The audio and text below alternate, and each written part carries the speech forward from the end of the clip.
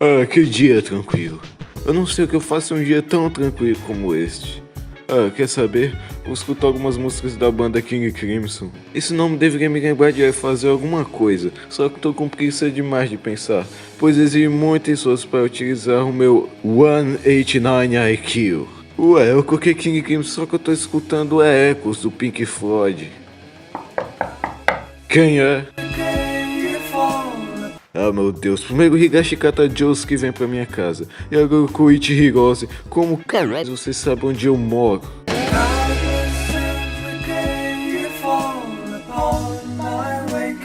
Ah, eu já tava esquecido, pode ficar então. Claro que vocês batem a porta e já entram, mó falta de educação, não espero nem eu responder.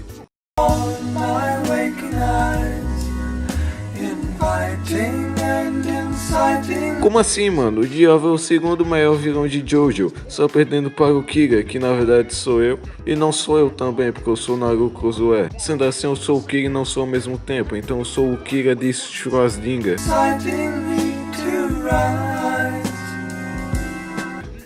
Mano, lembrei que eu deveria fazer uma análise do Diabo. E aliás, não é todo mundo que acha ele uma merda. O próprio Araki gosta pra caralho dele. Na verdade, ele acha melhor que o próprio Dio-sama. Então hoje vou fazer o papel de advogado do diabo e fazer uma análise do diabo. Então, Kowalski inicia a análise.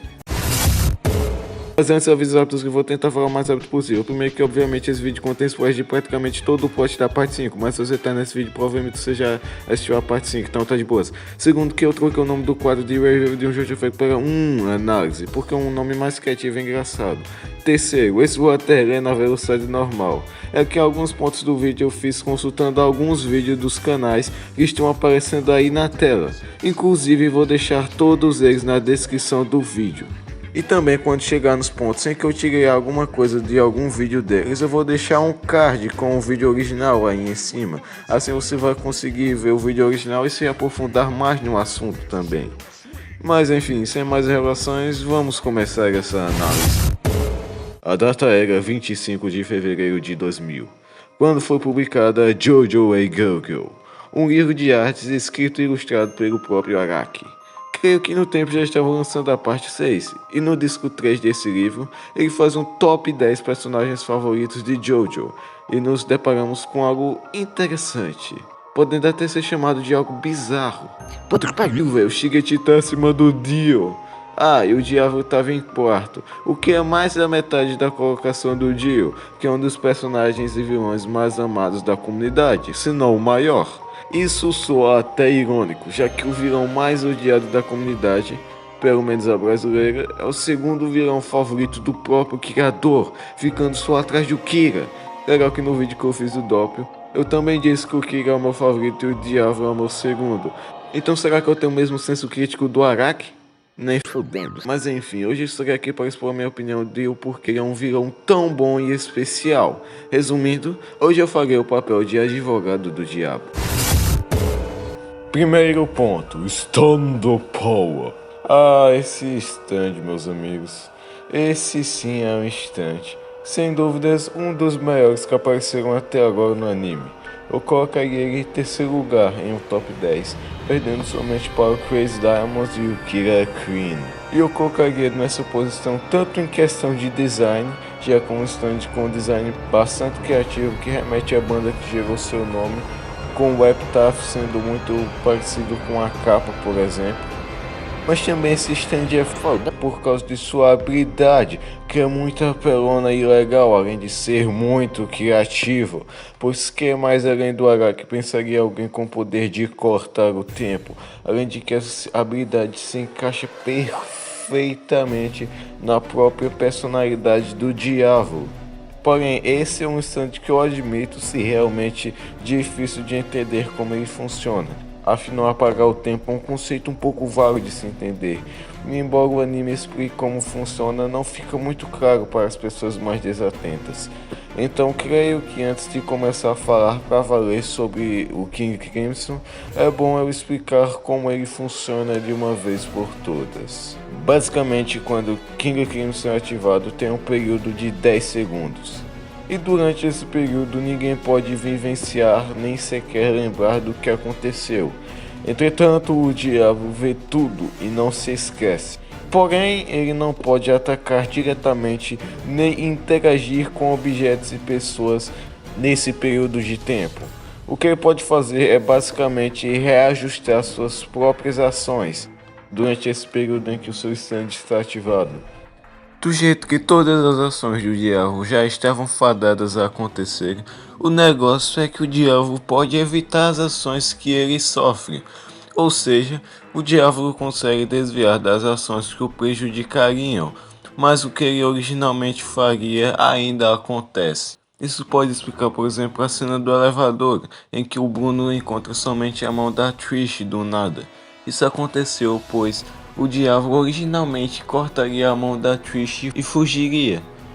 Portanto, ao ativar o King Crimson, ele esquipou essa parte, porém ela continuou acontecendo, porque o diabo cortaria a mão dela de qualquer jeito.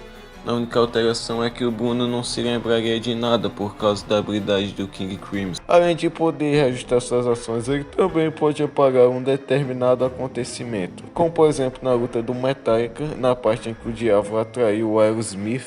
O diabo apagou o momento no tempo em que ele foi acertado pelas balas. E como ele não foi acertado, logo o resultado original, que seria ele ter sido baleado, muda para ele continuar normalmente sem ter sido atingido. Aliás, vou aproveitar também para explicar como o Epitaph, que é o substand do King Crimson, tipo She-Heart Attack do Killer Queen, funciona. Basicamente, ele permite que o diabo veja 10 segundos no futuro, porém é um futuro incompleto, pois ele só mostra o resultado final, deixando ele livre para fazer suas próprias interpretações sobre o que aconteceu. Além disso, ele pode mostrar esse futuro às pessoas ao seu redor, como ele fez com o Bruno na primeira aparição do King Crimson. Porém, a única utilidade de mostrar às pessoas o futuro é só para se amostrar mesmo, porque é basicamente inútil. Então, Critica, entendeu como o King Crimson funciona?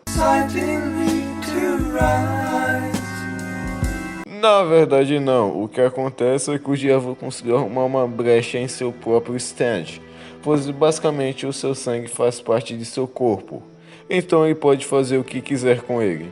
Porém, ao ele jogar o seu próprio sangue nos olhos do Polnareff, quando o time skip acabar, o sangue vai virar um objeto externo, podendo assim interagir à vontade com o Polnareff. Agora que eu expliquei propriamente dito como funciona o King Crimson, eu vou falar sobre o stand em si. King Crimson é de longe o stand mais aterrorizante de todas as partes até agora. E ele consegue isso não através de sustos intencionais tipo jump scares, nem por causa de te deixar desconfortável com alguma coisa, e sim por causa de sua imponência, causando sempre um ar de superioridade e também de que não importa o que você faça, você sempre vai perder, porque o boss sempre vai estar não um, mas 2 passos à sua frente. E tudo isso é graças ao King Crimson. Afinal, é um stand tão overpower que somente stands temporais são capazes de derrotá-lo, com os outros tipos de stands sendo 100% inúteis contra o poder do King Crimson. É um stand tão overpower que se tornou praticamente o único stand de vilão que não teve alguma espécie de buff. Que nem o Dio depois de chupar o Joseph, e o Kira quando ganhou seu Bad Dust. E mesmo sem um buff, ele continua sendo um dos, se não o mais poderoso stand que apareceu até agora, só perdendo, é claro, para o Golden Experience Requiem. E exatamente todo esse poder que te deixa aterrorizado. Afinal, nenhum stand do grupo do Diorno tem poderes temporais, deixando ele sempre à mercê do diabo quando o King Crimson aparece. E como o anime faz um papel incrível em fazer você se preocupar com os personagens, você sempre fica aflito quando o King Crimson está por perto, pois você sabe que eles podem morrer a literalmente qualquer momento, que nem na morte do Abakio, que foi do absoluto nada, sem o Abakio poder ter feito nada para se defender. Afinal, não tem como lutar contra alguém que manipula o próprio tempo e destino, sem ter um poder no mínimo parecido. E a prova de que precisa de um poder parecido para derrotá-lo é o próprio desfecho da parte 5, já que o Dior precisou de um poder para mudar o destino, que foi o poder de fazer as coisas voltar do zero do Golden Experience Requiem. Se eu fosse resumir o King Crimson em duas palavras distintas, seriam dominância e poder. E essas duas coisas se encaixam em um nível absurdo com a própria personalidade do Diabo. Afinal, ele é o grande boss desconhecido. E para tal, ele deve estar sempre com vários passos à frente dos outros e, obviamente, também ser muito poderoso. Além de que sua habilidade permite ao diabo criar brechas no destino para cumprir os seus próprios objetivos, que é basicamente ter a vida de um rei. Tanto que o nome de seu stand é King Crimson, que em português seria Rei Carmesim. Graças ao seu stand, eu diria que ele é um trapaceiro, que trapaceia com o próprio destino, tornando ele basicamente o maior trapaceiro de todos. Afinal, ele praticamente faz o que bem quiser sem sofrer com as suas consequências. E sabe o que as pessoas também veem como o maior trapaceiro de todos? Sim, o próprio diabo. Que, como já disse, é o próprio nome do carinha que estamos fazendo essa análise. Segundo ponto, ideologia. Diabo acredita que o destino sempre está ao seu favor. Afinal, foi por causa dele que o diabo recebeu o King Crimson. E mesmo se o Fate não estiver a seu lado, ele trapaceia utilizando o King Crimson e muda o seu Unmei, fazendo ele acreditar que não precisa se esforçar para atingir seus objetivos e conquistar o destino. Concluindo, o diabo tem uma obsessão para sempre mudar o destino a seu favor, sacrificando aqueles à sua volta. O diabo tem uma personalidade completamente paranoica e uma filosofia de que seu passado deve ser completamente apagado. Ele acredita que o passado de uma pessoa é algo que pode assombrar o seu próprio futuro. Um exemplo perfeito é a arte recente do cancelamento, onde você pode ser bombardeado no Twitter por algo que você disse há vários anos atrás. Mas voltando ao diabo, ao invés de ele completamente confrontar seus problemas, ele trabalhou desta forma, extremamente secreta para tentar encobri-lo. A maneira de como o diabo luta é sempre a mesma, a de um predador se escondendo em um arbusto. Ele sempre espera uma chance para poder atacar, a oportunidade perfeita. E durante essas lutas ele gosta de falar como se ele fosse superior ao seu oponente, independente de se o diabo estiver ganhando ou perdendo. Que é o motivo pelo qual o Bruno conseguiu fugir na luta deles, por exemplo. Diabo é um homem que não se importa com os métodos, apenas com o resultado. E além disso, isso é bem óbvio no seu stand. A gente também consegue ver isso no final da luta com o Risotto, onde ele não tinha como vencer a não ser usar o Ares Beef, um stand dos inimigos do diabo. E ele usou isso como uma espécie de arma secreta. Ele até mesmo fala como isso é desesperado, como um ataque. Mas ele fez isso do mesmo jeito, porque uma vitória é uma vitória. E mesmo assim ele começa a falar com um ar de superioridade ao Risotto, de como o Risotto iria morrer lentamente e miseravelmente na frente do Bruno e de seus homens. Aqueles que mataram a equipe do Risotto e que isso seria a maior vergonha da vida dele. Sem falar que a galera do Bruno já considerava o Risotto como um inimigo patético e etc. Para o diabo, respeito é algo que ele só dá para aqueles que trabalham para ele. E que essa relação pode ser despedaçada facilmente se alguém negar uma ordem do diabo, que com certeza levaria à morte do indivíduo. Diabo é uma pessoa que não evolui, ele sempre faz os mesmos erros e usa os mesmos métodos. Por causa de sua ideologia de destruir seu passado, ele é incapaz de aprender com erros que ele fez no seu próprio passado, criando repetições de problemas que ele já enfrentou porque ele não aprendeu como derrotá-los. Por exemplo, em um dos episódios finais da parte 5, onde o diabo pegou a flecha e o diabo estava pensando em fugir ou não, ele escolheu não fugir e enfrentar o Diorno. E ele começou a se elogiar, porque parecia que essa ideia valeu a pena. Ele disse algo como: "Foi bom que eu não decidi fugir umas 3 vezes."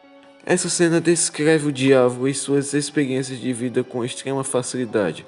Quando parece que tudo funcionou para o diabo, ele começa a se vangloriar e continua com a sua vida. Se parece que isso falhou, e se isso tenta combater o diabo imediatamente. Foi o que aconteceu com Bruno. Se parece que funcionou, então isso já é o suficiente a ser feito. Foi o que aconteceu com Paul Naref, e foi o que aconteceu com Diogno, e não funcionou em nenhuma das ocasiões. Exceto quando aconteceu com Risoto, isso funcionou contra ele. E essas falhas fazem sentido para o personagem do diabo, pois se encaixa completamente com sua filosofia de que, em ordem para uma pessoa se tornar vitoriosa contra o seu passado, ela tem que esmagá-lo. E por isso, ele usa métodos repetitivos que não funcionam todas as vezes. Terceiro ponto: referências musicais. Como a maioria dos externos da franquia, King Crimson tem o seu nome baseado em uma referência musical, e nesse caso é a banda britânica de rock progressivo, também chamada de King Crimson, tendo como principal origem as músicas Epitaph e In the Court of the Crimson King, ou Epitáfio e Na Corte do Rei Carmesim. Mas eu vou chamar de Epitaph King Crimson mesmo porque eu acho melhor, já que tem mais culture.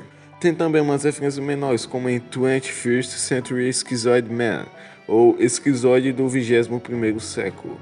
E se você não sabia, pelo menos eu não sabia também até pesquisar, um homem esquizoide é aquele que evita atividades sociais e interações com os outros. Esse transtorno de personalidade esquizoide geralmente começa no início da idade adulta.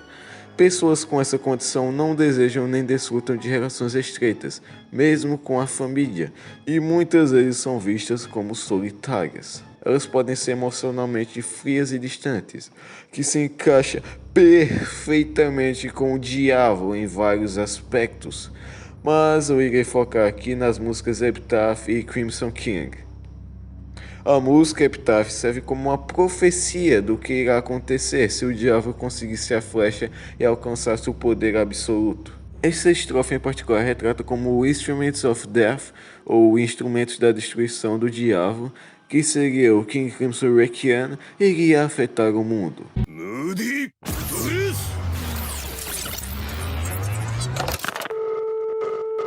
When every man is torn apart. Quando todos os homens são dilacerados, the silence drowns the screams. E quando o silêncio afoga os gritos, e adicionado com o verso with nightmares and with dreams. E com pesadelos e com sonhos, nós podemos relacioná-la com a desilusão obsessiva do diabo por grandeza e imortalidade, como se não fosse diferente de um estado de sonho. Suas filosofias e ideais são retratados por esses versos.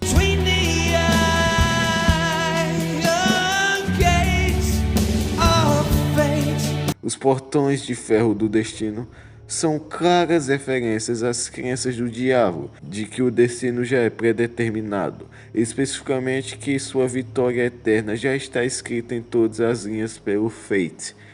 Essa ideia também é melhorada pelo verso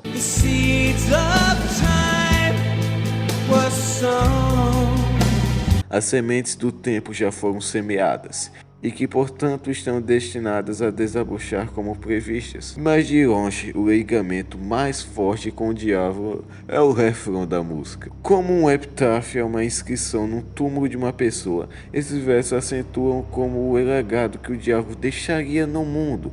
Só seria confusão e um caminho quebrado, com ele possuindo o King Crimson Requiem e governando o mundo como ele planeja. Isso só iria conduzir à destruição e o desespero. Um mundo onde sobreviver um dia é um golpe de sorte digno de celebrações e risada. Ou, originalmente,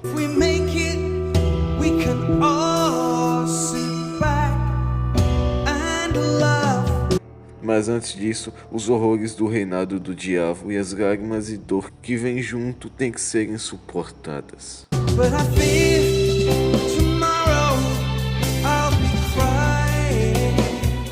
Essencialmente, a Epitaph estabelece o que está em jogo.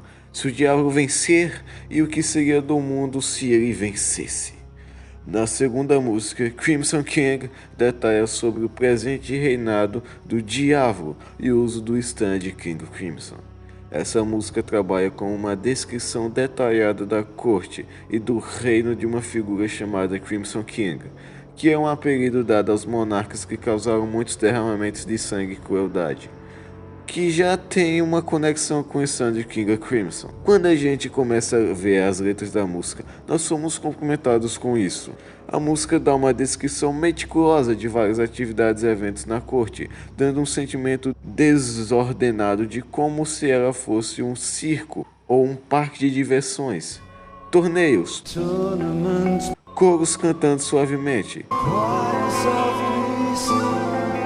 flautistas, todos estão ali para o capricho do Crimson King, lá para o entreter. Isso conecta com o diabo usando seu stand para segurar a Itália e a máfia na palma de sua mão. Tudo o que apaixona a Itália e seus cidadãos fazem é com a permissão e capricho do diabo. Adicionalmente, a música não perde tempo em dar cores para os membros da corte. O Rei Carmesim, o Flautista Roxo, etc. Isso é até claramente uma referência aos capangas e às afiliações da Passione, na qual o diabo permite que eles façam o que normalmente fazem a entreteiro. Porém, no momento que eles pisarem fora da linha, eles mesmos serão sujeitos a sentirem a ira do Crimson King. Finalizando esse segmento, eu gostaria de falar sobre o título Crimson King.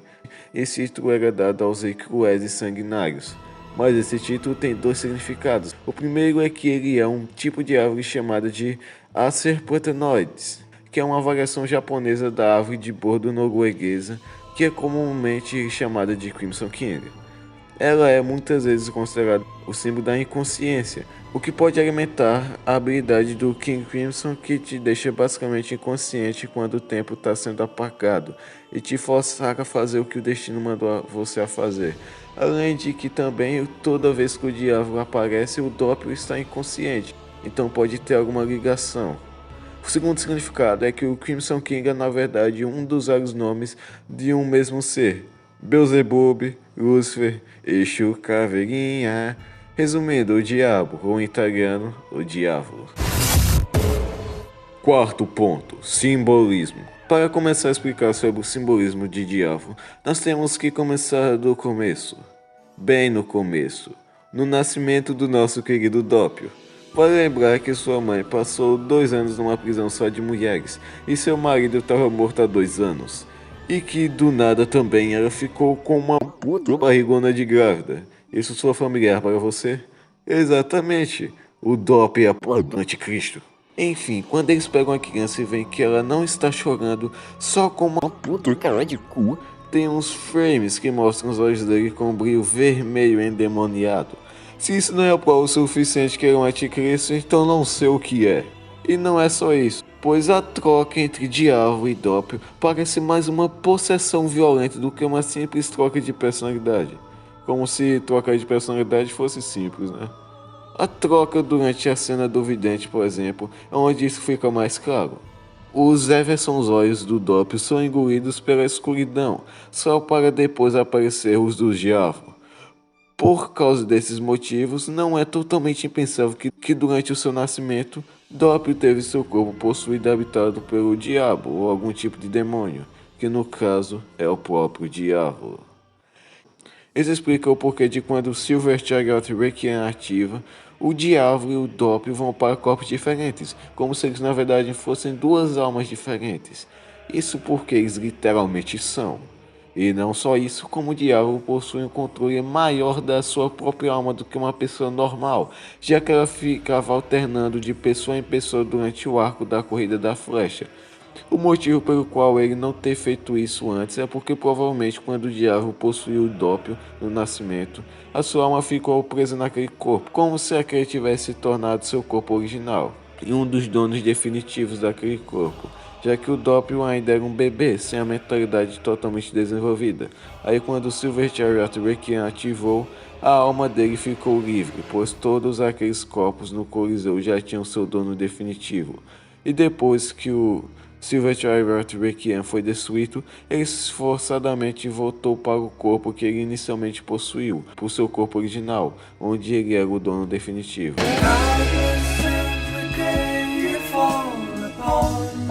É verdade, a gente nunca viu um demônio, mas a gente já viu anjos. Olha só pra cara desse merdinha como ele tá feliz. Logo, se existem anjos no mundo de Jojo, então obviamente existem demônios também. Na hora da edição aqui, esqueci de avisar que essa parte é apenas uma teoria sobre o que realmente é o diabo. Não é uma teoria que eu criei, pois foi originalmente feita pelo Oceanes. O vídeo dele está aqui no card, mas eu adicionei algumas coisas, então sinta-se livre para acreditar ou não. Mas essa teoria usa vários fatos como base, então ela não é totalmente viajada. Porém, a partir daqui não vai ser mais teoria não, então daqui pra frente não é teoria. Agora que eu expliquei isso, vamos voltar ao passado do diabo. Vendo em algum momento na história do diabo, a gente vê que ele foi o cara que descobriu as flechas do Egito e as vendeu para a Enya. Ou seja, foi por causa dele que a parte 3 e a parte 4 aconteceram, algo como 75% do anime todo. Pode-se dizer que foi ele quem começou a era dos stands. Graças a ele, Dio ganhou o Zawardo e Kira ganhou o Kira Queen. Não só isso, como provavelmente 90% dos usuários inimigos ganharam seus stands por causa dele. Pode-se dizer que ele é a raiz do todo o mal.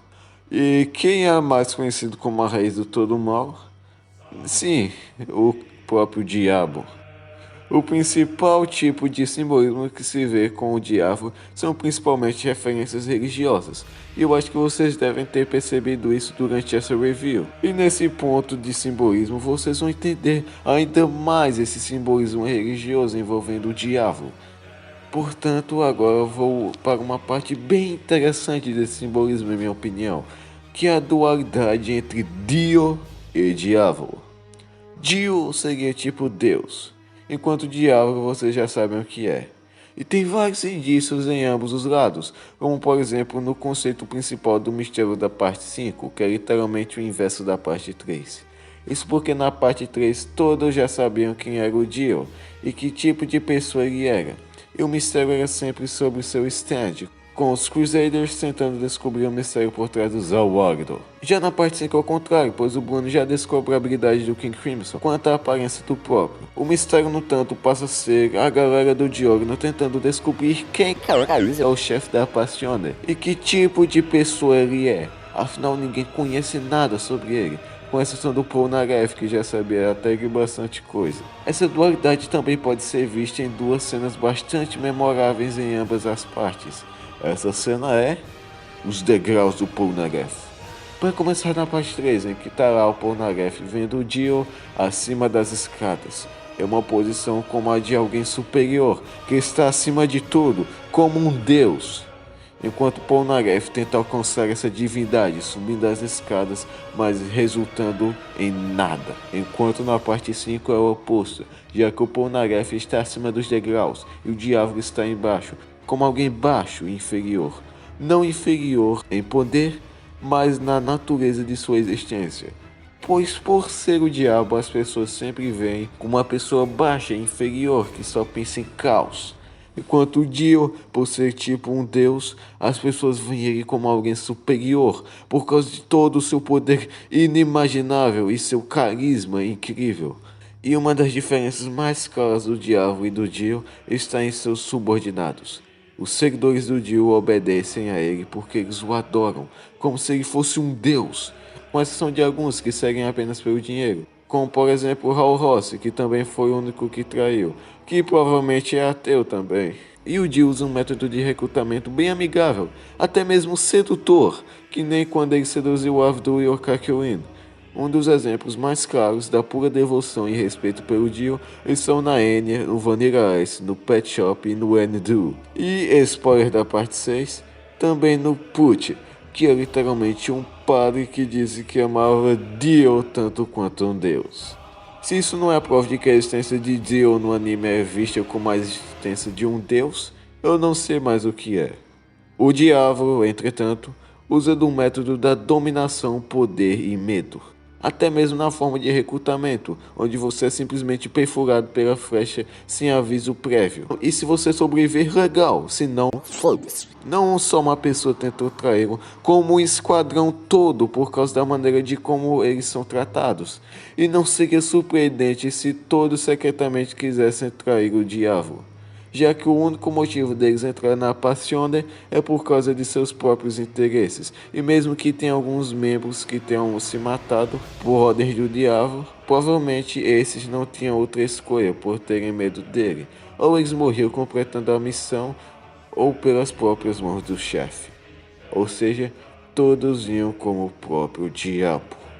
Outra referência religiosa está na morte do diabo, em que ele é banido para um sofrimento eterno, onde nunca poderá se libertar, nem mesmo após o fim dos tempos.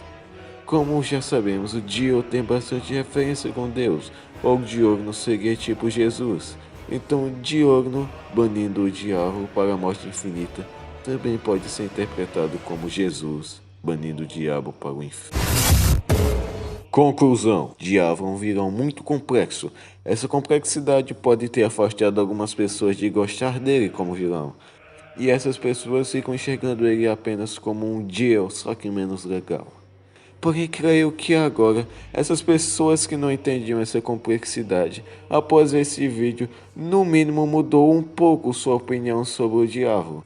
E até entendido o porquê o Araki considera o segundo maior vilão de Jojo. Vimos que é um vilão com bastante significados, mais significados do que aparenta ser, e que também é um vilão que desempenha seu papel muito bem através da dominância e também do poder.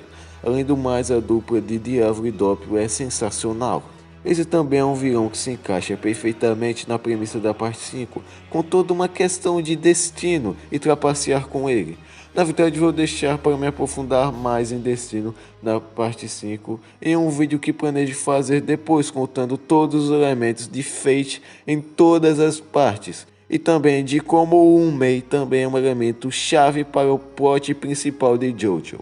Aliás, o Diabo também faz um bom antagonista contra o Diogno, pois o Diogno sempre tenta concluir seus sonhos /destino com o melhor que pode fazer. E o Diabo fica utilizando cheats para burlar o sistema. Aliás, vou deixar aqui um cliffhanger, é que eu vou fazer uma análise do Diogno também, já que vejo muita pessoa que disse que ele não cumpre o seu papel como protagonista e que é inferior aos demais Jojos. Eu não sei de onde essa frase se originou, mas lembre-se, um dos maiores truques que o diabo já puxou foi convencer o mundo de que ele não existisse.